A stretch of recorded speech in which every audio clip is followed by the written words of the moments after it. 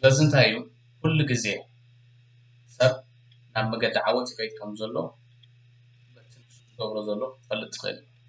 ናብ መገዲ ውድቀት ከይድ ከም ዘሎ እውን በትንሱ መዓልታዊ ዝገብሮ ክትዕዘብ ትኽእል ኢኻ ንኣብነት ሓደ ሰብ ኣብ መስተ ኣብ ሲጋራ ኣብ ዘይድሊ ነገራት ዝሙትን ተዘርጊሑ መወዳእትኡ ናይ ሳምቡዕ ሕማቕ ወይ እውን ናይ ጥዕና ፀገም ወይ እውን ናይ ኣእምሮ ፀገም ገይሩ ናይ መገዲ ናይ ዓወት ዘይኮነ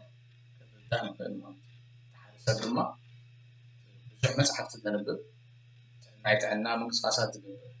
ጥዑይ ምግቢ ዝበልዕ ድማ ጥዑይ ኣተሓሳስባ ዝገብር ናይ ዕብየት መገዲ ከም ዘለዎ እዚ ድማ